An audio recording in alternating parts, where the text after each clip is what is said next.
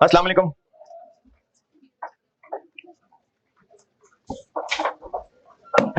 अस्सलाम वालेकुम। दुरूद शरीफ पढ़ो।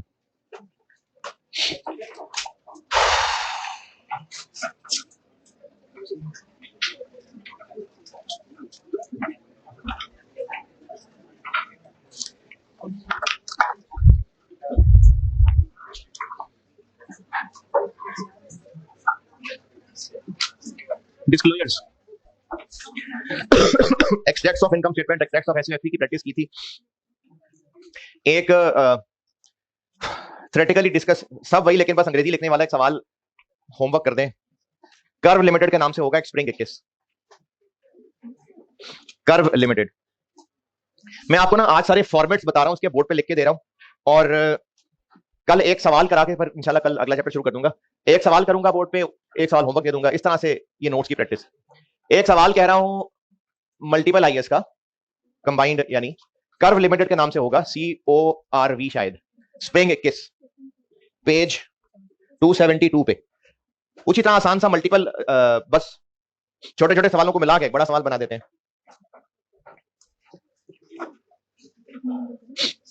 एक्सट्रैक्ट्स ऑफ इनकम स्टेटमेंट एसओएफपी के 3 अच्छे तगड़े सवाल, 2 मैंने क्लास में बोर्ड पे कर दिए और एक आपसे अलग से होमवर्क देकर डिस्कस कर दिया। और इस दफा उम्मीद तो यही है कि एक्सट्रैक्ट्स वाला सवाल आएगा क्योंकि लास्ट टाइम नोट का आया था। नोट बताने लगा, डिस्क्लोजर्स। आज मैं फॉर्मेट्स बता रहा हूं, कल फिर इसमें ना वैल्यूज भर के, तो पास पेपर का सवाल वैल्यूज वाला कराऊंगा। और कल से इंशाल्लाह बस आखिरी ग्रेड पे बहुत जिंदगी लगा दी, और देखें नन्हे मुन्ने से होते थे आप, तो यहां तक तो पहुंच ही गए। अब आप बड़े हो गए, आपने ऐसे ऐसे सारा एफआर कर लेना है, आप काबिल हो गए माशाल्लाह। डिस्क्लोजर्स बताने लगा हूं, और उससे पहले ये बता दूं कि ये डिस्क्लोजर है क्या, मतलब ये बात होने क्या लगी है, डिस्क्लोजर होते क्या है। एक फाइल दिखाता हूं।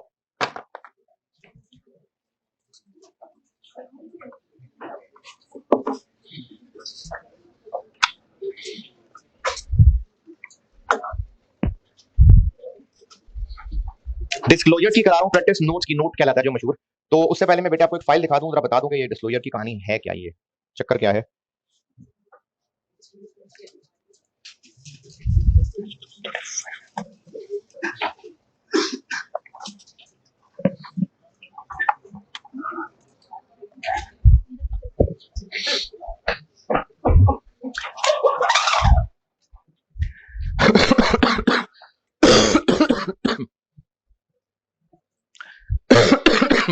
अच्छा, पीआरसी में, I2B में आप तो सारा कुछ तो पढ़ी आए हुए हैं। लिस्टेड कंपनी क्या होती है? हाँ, सारा कुछ तो पढ़ा हुआ है। तो जो लिस्टेड कंपनीज होती है ना, इन्होंने दुनिया वालों को अपनी फाइनेंशियल स्टेटमेंट्स दिखानी होती हैं, तो वो वेबसाइट पे अपलोड कर देते हैं। फाइनेंशियल स्टेटमेंट्स के अलावा भी बहुत कुछ होता है इसमें, तो उस ओवरऑल चीज को एनुअल रिपोर्ट कहते हैं। और अभी हम चूंकि सिर्फ फाइनेंशियल स्टेटमेंट्स की बात कर रहे हैं, तो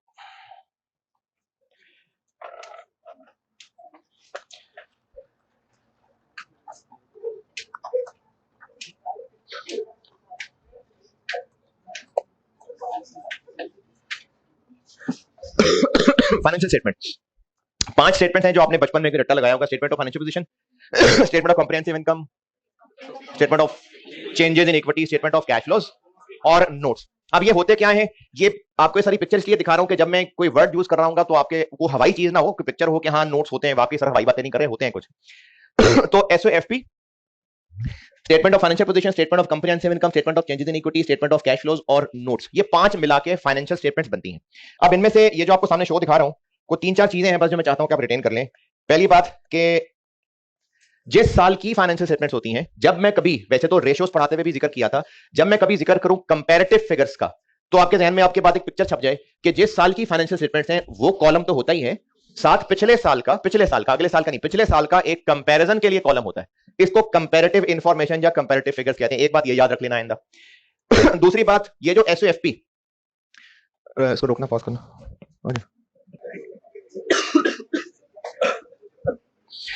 अच्छा जी, एक तो आप ये बात रिटेन रख लें इसमें से कि कंपैरेटिव फिगर्स क्या होती हैं। दूसरी बात के एसओएफपी के फेस पे इंफॉर्मेशन बहुत समराइज्ड होती है, जैसे पढ़ा तो शायद नहीं जा रहा होगा या पढ़ा जा भी रहा होगा।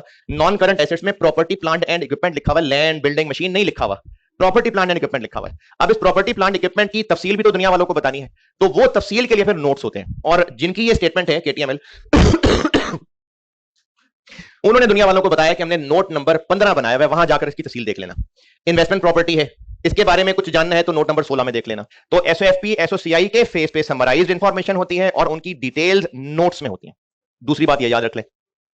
तीसरी बात कि ये जो नोट्स होते हैं ये चीजें तो FR2 में जाके हैं, कंपनी की इंफॉर्मेशन होती है। फिर इसके अलावा काफी सारी अंग्रेजी बताई होती है, रूल्स की, हम अकाउंटिंग करने कैसे लगे, इनको अकाउंटिंग पॉलिसीज कहते हैं। आगे चल के एक IAS का जिक्र करूंगा मैं, IAS 8 अकाउंटिंग पॉलिसीज। तो आपके जहन में पिक्चर हो, जब मैं अकाउंटिंग पॉलिसीज बोलूं तो पिक्चर हो के फाइनेंशियल स्टेटमेंट्स में ये अंग्रेजियां बताई होती हैं, डिस्क्लोज की होती हैं। डिस्क्लोज मतलब शो करना। तीसरी बात जो आपने याद रखनी है इस शो में से, कि जब भी किसी रेलिवेंट आइटम का नोट बना हुआ है ना, जैसे चलें सामने खुला है, हाँ चलें ये बता देता हूं। किसी भी चीज का जब नोट है तो उस नोट में एक तो कुछ न्यूमेरिकल फिगर्स का ब्रेकअप दिया होगा, इसका टोटल है जो एसओएफपी के फेस पे जा रहा होगा। उसके अलावा कुछ और इंफॉर्मेशन है जो अंग्रेजी के पैराग्राफ लिखे हुए होंगे, होगी कोई इंफॉर्मेशन बताने वाली। तो किसी भी नोट के अंदर कुछ होती है न्यूमेरिकल ब्रेकअप चीजें, ये भी देखिए अंग्रेजी का पैराग्राफ लिखा हुआ है, फिर ये न्यूमेरिकल है, अंग्रेजी का पैराग्राफ लिखा हुआ है। तो ये नोट्स कहलाते हैं जिसमें एसओएफपी के फेस पे लिखी हुई फिगर्स, एसओसीआई के फेस पे लिखी हुई फिगर्स का न्यूमेरिकल ब्रेकअप होता है, और कुछ और इंफॉर्मेशन देनी है तो वो अंग्रेजी के पैराग्राफ लिखे होते हैं।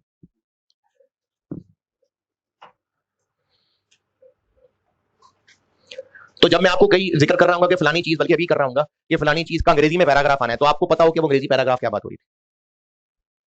ठीक है, अब ये सारा कुछ कौन गाइड करेगा कि फाइनेंशियल स्टेटमेंट में ये सब बताना है, तो वो स्टैंडर्ड्स बता रहे होते हैं। तो IAS 16 ने ये तो बता दिया कि क्या क्या कैसे कैसे अकाउंटिंग करनी है, लेकिन IAS 16 ने ये भी बताना है कि फाइनेंशियल स्टेटमेंट्स में क्या क्या लोगों को डिस्क्लोज करना है। IAS 20, IAS 23 ये सब डिस्क्लोजर्स भी बता रहे हैं। वो आपको अगर सवाल आता है prepare a note on PPE, वो सिखाने लगा हूं फॉर्मेट आपको अब। तो कंपैरेटिव फिगर्स क्या होती हैं, एसओएफपी एसओसीआई का फॉर्मेट, नोट्स, ये सब एक प्रैक्टिकल पिक्चर दिखानी थी कि आपको जब भी कोई बातें की जा रही हो तो आपके जहन में एक पिक्चर बने कि हाँ होता है असल में कुछ ऐसा, कोई हवाई बात नहीं हो रही है। ठीक है जी, चलें ये वाला शो खत्म। अब मैं ना करने ये लगाऊं कि IAS ने तो सिर्फ जैसे जैसे चले, IAS 40 मैंने सामने खोला हुआ है, उसी की मिसाल दे देता हूं। IAS ने ना ये टेबल नहीं बना के दिखाए हुए, IAS ने सिर्फ ये बताया होता है कि आपने क्या क्या डिस्क्लोज करना है, उसकी उन्होंने लिस्ट बता दी, एंटिटी शेल डिस्क्लोज, ये सब चीजें। अब ये कैसे बतानी है, ये बस प्रैक्टिकली कुछ फॉर्मेट्स इस्तेमाल हो रहे होते हैं। तो आपको एग्जाम में क्वेश्चन आएगा prepare a note on investment property या prepare a note on PPE, तो उसको आपको गाइड करने के लिए एक फॉर्मेट बना के दे रहा हूं कि आप वो किस तरह से बनाएंगे नोट। तो ये मैंने हेडिंग दी थी यहां डिस्क्लोजर की, ये बताने लगा हूं आपको। पीपीई के नोट का फॉर्मेट बता देता हूं और फिर उसका इन्वेस्टमेंट प्रॉपर्टी का बताता हूं फॉर्मेट। पहले पीपीई बताता हूं।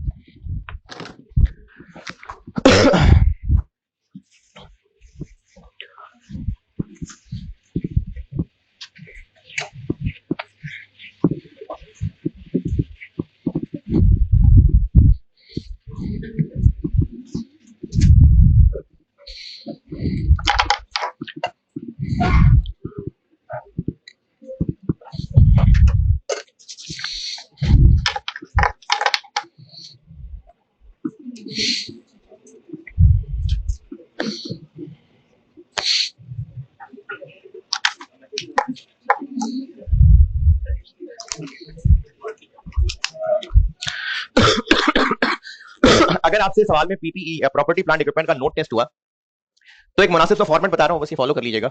नंबर कोई भी हो सकते हैं, मिसाल के तौर पे 10 नंबर लिख देता हूं मैं, तो उसकी हेडिंग बना देंगे हम प्रॉपर्टी प्लांट एंड इक्विपमेंट जी। 10 जैसे वो अभी वो 15 नंबर था उसमें, तो उस तरह से नहीं लिखना नंबर, कोई मसला नहीं, नंबर ना लिखें, कोई इशू नहीं है। सिर्फ इसलिए लिखा है कि आगे जब मैं 10.1 10.23 लिखूंगा ना तो आपको याद रखने में आसानी होगी, ना अगर आपने पेपर में नहीं नंबर लिखने का दिल, कोई मसला नहीं है। प्रॉपर्टी प्लांट इक्विपमेंट, ये वो नोट बता रहा हूं जो नोट्स के अंदर मुख्तलिफ अभी हेडिंग्स के नोट्स है ना, तो पीपीई का एक नोट है। अगर आपसे ये नोट टेस्ट हुआ तो एक मुनासिब सा फॉर्मेट बता रहा हूं और कोशिश करके मैक्सिमम बता रहा हूं, जरूरी नहीं सवाल में सारा कुछ मौजूद होगा। तो एक चीज तो हम इसमें सबसे पहला ब्रेकअप ये बनेगा कि ऑपरेटिंग फिक्स्ड एसेट्स और कैपिटल वर्क इन प्रोग्रेस।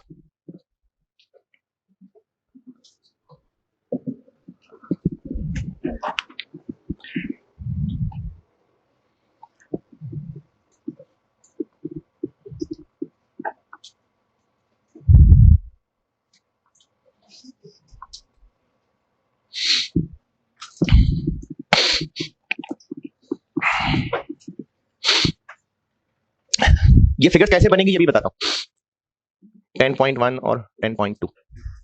यानी हम पढ़ने वालों को ये बता रहे हैं कि 10.1 में हम तुम्हें इस फिगर का हिसाब बताने लगे और 10.2 में बताने लगे।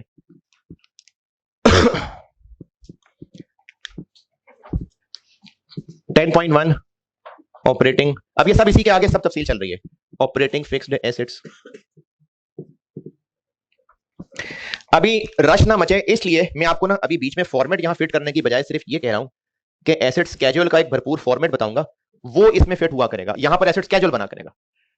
80% स्केड्यूल पहले बता चुका हूं आपको, एसेट स्केड्यूल बताया हुआ है, उसी में बस मैंने 4-5 लाइनें ऐड करनी है। बाकी मेन करा दिया हुआ है सारा। वो जो फॉर्मेट था वो यहां इसकी हेडिंग के बाद वो फॉर्मेट प्रेजेंट होगा। फिर इसी तरह से 10.2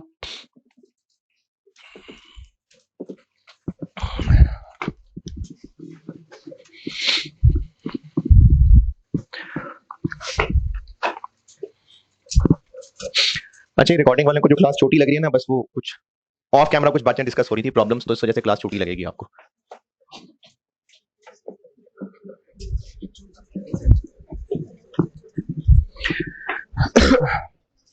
एसेट स्केड्यूल होगा, उसका कोई एंड पे नेट टोटल होगा, वो यहां लिख के दिखाया होगा दुनिया वालों को। इसी तरह इसमें भी एक एसेट स्केड्यूल होगा, टोटल कॉलम का एक एंड टोटल आ रहा होगा, वो यहां लिख के दिखाया होगा। और यहां पर एक चीज कॉमन सेंस पे मैं उम्मीद कर रहा हूं कि आप सब लोग मान ही लेंगे। अगर क्वेश्चन में कैपिटल वर्क इन प्रोग्रेस है ही नहीं तो फिर ये 2 लाइनें लिख के दिखाना और ये अलग से हेडिंग देने की जरूरत ही नहीं है। पीपीई की हेडिंग दी और ये स्केड्यूल बन जाएगा। ये तो मैं एक मैक्सिमम चीज बता रहा हूं ना कि 2 अलग अलग हो सकते हैं, इसका स्केड्यूल अलग, इसका अलग। लेकिन अगर कैपिटल वर्क इन प्रोग्रेस सवाल में है ही नहीं तो बस फिर ये अलग बताने की भी जरूरत नहीं है। पीपीई की हेडिंग दी और ये स्केड्यूल बन गया। फिर इसके बाद मेन सोल्यूशन, जो मेन सवाल की रिक्वायरमेंट थी ना, ये हो गया। अब कुछ और छोटी छोटी चीजें हैं जो सवाल का हिस्सा हो सकती हैं। वो कुछ अंग्रेजी के पैराग्राफ हैं, कुछ छोटी सी न्यूमेरिकल कैलकुलेशन है। जैसे एक अंग्रेजी का पैराग्राफ होगा, ये मैंने आपको कहा अंग्रेजी का पैराग्राफ है, इसमें क्या लिखना है, थोड़ी सी, ज्यादा तफसील नहीं।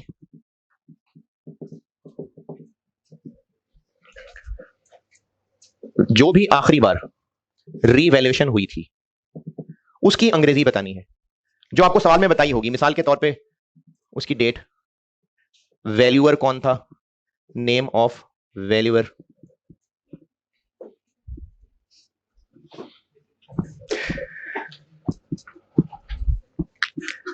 आपको कैसे पता चलेगा कौन, क्या नाम था उसका, सवाल में बताया होगा। तो 1-2 सेंटेंस है, उससे ज्यादा नहीं है।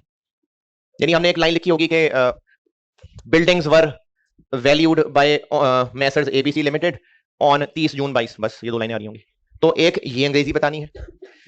फिर इसके अलावा एक अंग्रेजी बतानी होती है जो मैं आपको अंग्रेजी ही बता देता हूं, यानी अंग्रेजी ही लिख देता हूं। और ये ज्यादा बेहतर समझा सकूंगा जब इसका सवाल कल कराऊंगा। कल इसका ना एक सवाल करा के और फिर इंशाल्लाह statement of changes in equity पढ़ाऊंगा। आसान सी है वो। नंबर लेने बड़े आसान होते हैं इसमें।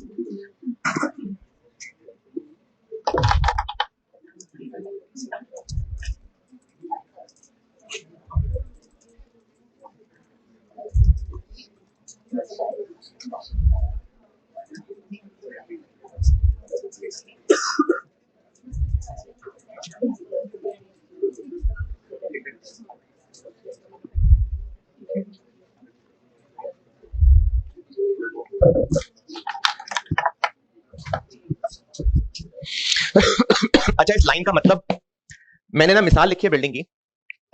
पॉइंट ये है कि अगर कोई एसेट, इनफैक्ट कोई क्लास रिवैल्यूएशन मॉडल पे है, तो हमने दुनिया वालों को बताना होता है कि जो हम अपनी बुक्स में रिवैल्यूएशन मॉडल पे शो कर रहे हैं वो अगर कॉस्ट मॉडल फॉलो होता तो उसकी क्या अमाउंट आ रही होती। मिसाल मैंने बिल्डिंग लिखी है, building would have been carried at this amount had cost model been followed. अब ये अमाउंट कैलकुलेट कैसे करनी होती है वो मैं आपको कल सवाल कराते हुए बताऊंगा। फिर इसके अलावा एक न्यूमेरिकल पोर्शन होता है, आगे चल रहा हूं मैं। को कहते हैं movement in surplus. Movement in surplus, surplus यानी वो रिवैल्यूएशन सरप्लस वाला। इसमें साल के दौरान क्या क्या हुआ, तो साल के दौरान क्या हुआ तो उसमें पहले ये बताना पड़ेगा कि साल के शुरू में क्या था, ओपनिंग बैलेंस। फिर साल के दौरान रीवैल्यूएशन हुई,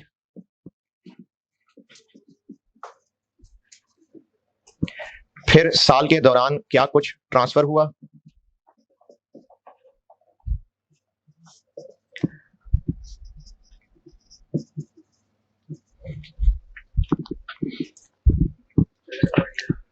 नेगेटिव आ जाएगा।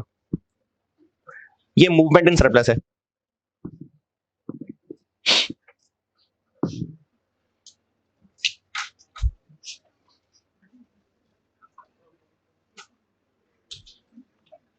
इसमें एडजस्टेबल लिखी लॉसेस को एडजस्ट करता है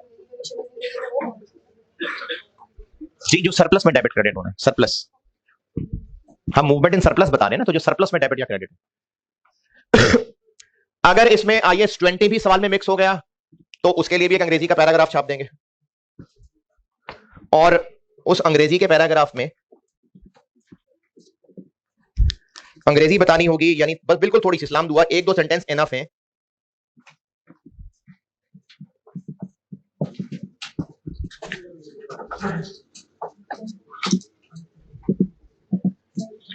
पीपीई से रिलेटेड अगर कोई ग्रांट मिली है, जैसे वो कल परसों सवाल कराते हुए प्लांट से रिलेटेड और लैंड से रिलेटेड ग्रांट ली थी, तो वो एक दो सेंटेंसेस में बतानी है। क्या बता रहे होंगे, मिसाल के तौर पे उसकी अमाउंट बता देंगे, उसकी कंडीशंस बता देंगे, एक दो सेंटेंस कि ड्यूरिंग द ईयर हमें प्लांट से रिलेटेड ग्रांट मिली है और कंडीशन है कि 4 साल तक कम से कम ऑपरेट होना चाहिए। जो कंडीशन ऑब्वियसली वो रिपेमेंट से शायद जुड़ी हो ना, तो एक दो सेंटेंस ग्रांट के।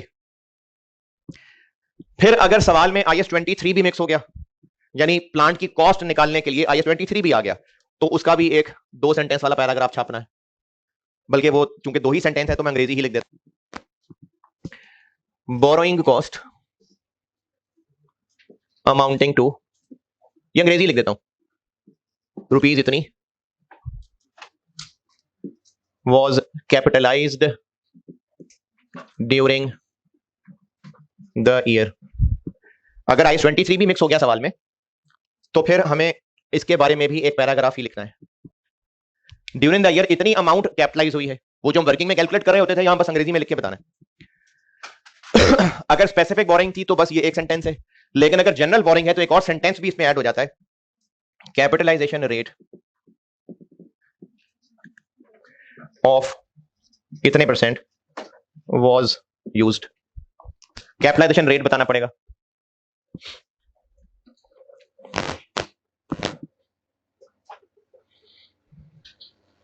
ये होता है प्रॉपर्टी प्लांट एंड इक्विपमेंट का नोट। अगर नोट पूछा है तो प्रॉपर्टी प्लांट इक्विपमेंट का नोट है जो आंसर में बना रहे होंगे।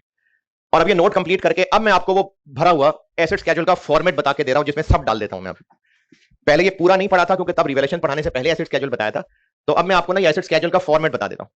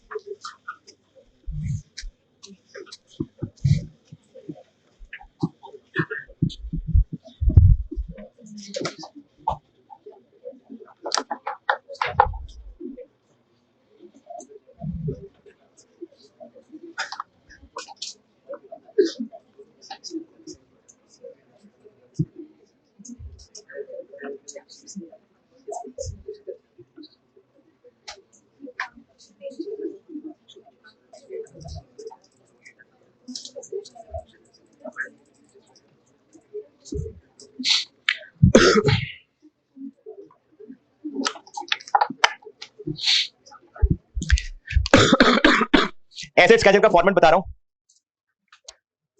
ये अपने आप को बता देना कि एसेट स्केड्यूल का फॉर्मेट बनाने लगा। ये जो नोट में फिट करना है, बताएं अपने आप को एसेट स्केड्यूल का, इधर बीच में नहीं आएगा, अलग से बनाएं। एसेट स्केड्यूल का फॉर्मेट बताने लगा हूं।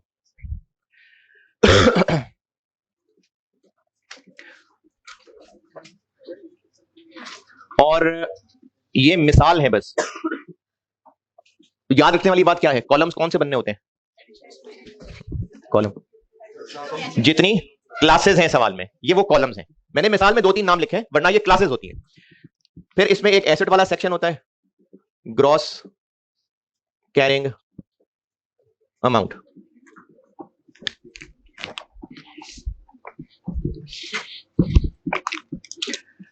बैलेंस एज एट 1 जनवरी, मिसाल है 23। और इसमें क्या क्या होता है? Addition disposal. तो इतना तो मैं पहले बता चुका था, एडिशन डिस्पोजल तो तब बता दिया था। फिर इसके बाद जो और चीजें पढ़ाई थी ना, उनको भी बीच में डाल लें तो IS 40 वाला ट्रांसफर भी इधर आ सकता है। बिल्डिंग को IS 40 में और IS 40 से ट्रांसफर।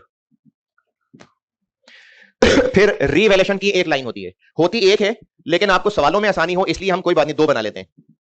एक एलिमिनेशन ऑफ एक्यूमुलेटेड डेप्रिसिएशन, और मैं बस ऐसे ही मिसाल ले रहा हूं कि मेरी इस मिसाल में बिल्डिंग रिवैल्यूएशन मॉडल पे, बाकी नहीं, वरना सवाल में जो भी हो। और एक फिर दूसरी वाली एंट्री रिवैल्यूएशन। रिवैल्यूएशन के टाइम पे 2 एंट्रीज करते हैं ना, एक एक्यूमुलेटेड को एलिमिनेट करना ये वो अमाउंट, और एक एसेट को फिर रिवैल्यू करना, ये वो अमाउंट। और फिर इन सब का क्लोजिंग जो कि इनका टोटल होता है, बैलेंस एज एट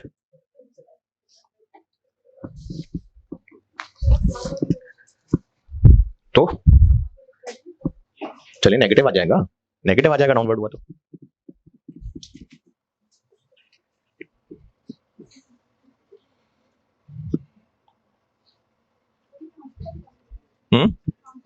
ये जो IS 40 में था ना, IS 40 से IS 16 में ट्रांसफर, और तो ये वो लिखा है अगर हुआ तो।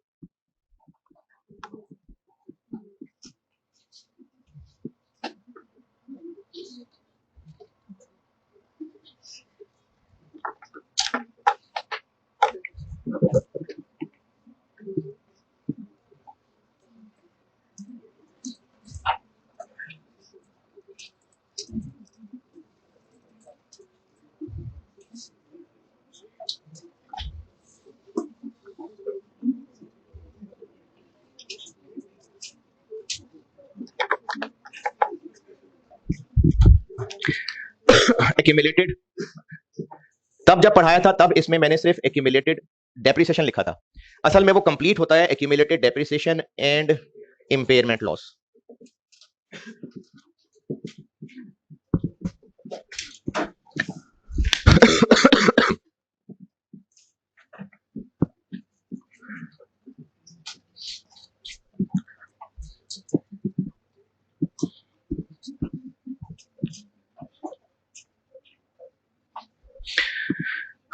दो लाइनें अगर याद हो तो पहले 2 लाइनें बताई थी इसके आगे, depreciation for the year of disposal, तो वो दोनों तो हैं।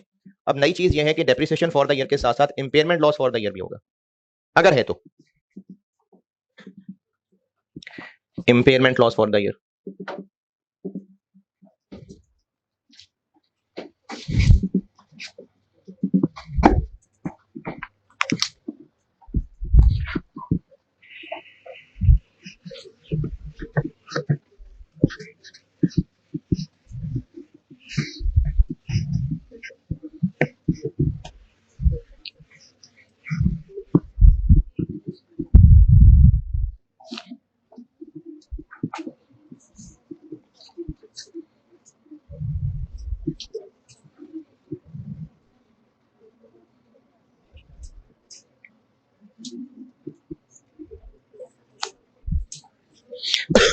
इसी से आगे चल रहा हूं। डिस्पोजल,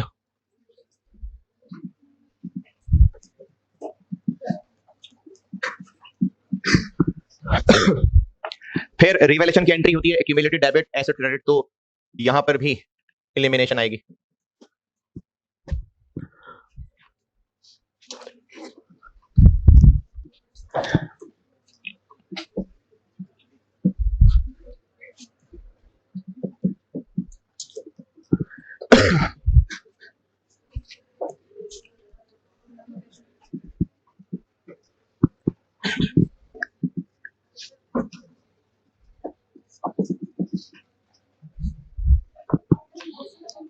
जी किसका? इसी में नेगेटिव हो जाएगा वो। हाँ, और इन दोनों के क्लोजिंग का डिफरेंस होता है net carrying amount as at 31 December 23।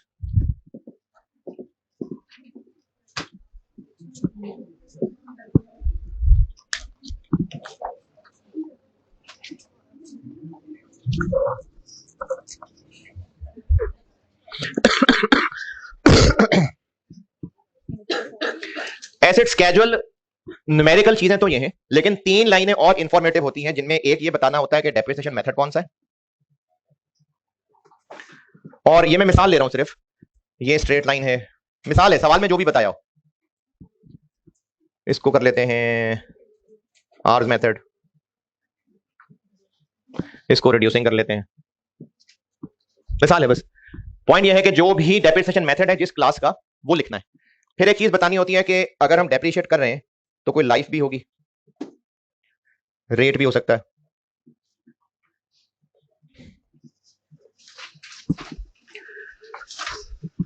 Twenty years, 20,000 hours, 25%। और तीसरी चीज ये बतानी होती है कि मॉडल कौन सा है।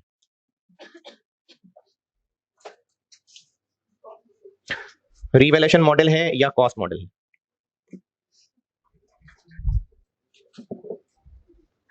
ये होता है एसेट स्केड्यूल।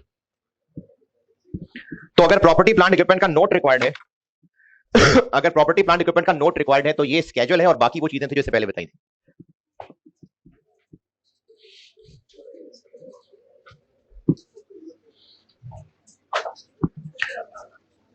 कल इसका एक सवाल मैं बोर्ड पे करूंगा, और मेहनत उसमें वही है जो कंबाइंड सवालों की एक्सट्रैक्ट्स के लिए कर रहे थे, बस फॉर्मेट चेंज हो गया।